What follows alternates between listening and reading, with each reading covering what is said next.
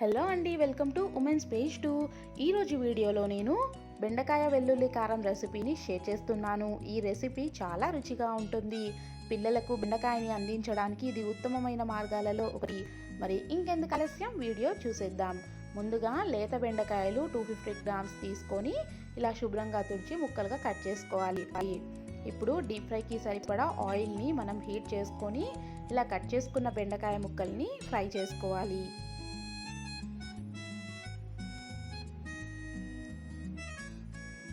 Colour వచ్చే వరకు కాకుండా ఇలా ఉన్నప్పుడే మనం బెండకాయలని తీసుకోవాలి. లేదు అని అంటే మాడిపోయే ఛాన్స్ ఉంటుంది. ఇలా ఒక బౌల్లోకి తీసుకున్నాం కదా. ఇప్పుడు పావు కప్పు వేరుశనగలు అంటే పల్లీలని మనం డీప్ ఫ్రై చేసుకోవాలి. చాలా ఈజీగా, చాలా టేస్టీగా, చాలా సింపుల్గా మనం ఈ రెసిపీని ప్రిపేర్ చేసుకోవచ్చు.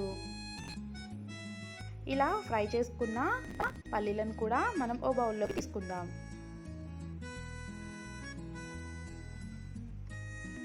ఇప్పుడు శనగపప్పుని కూడా డీప్ ఫ్రై చేసుకుందాము.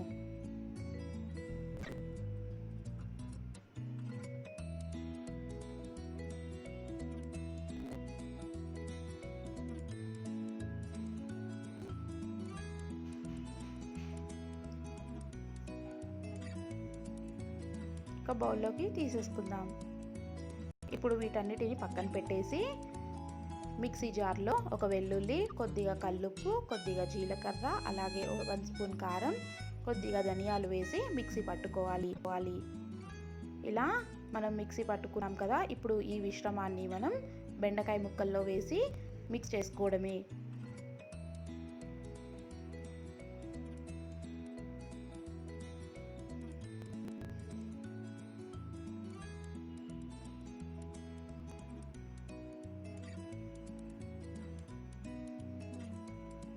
అలాగే వేయించుకున్న శనగపప్పు, వేయించుకున్న పల్లీలను కూడా వేసుకొని మిక్స్ చేసుకోవాలి. మీకు ఇష్టమైతే ఎండు కొబ్బరి కూడా వేసుకోవచ్చు, ఆప్షనల్.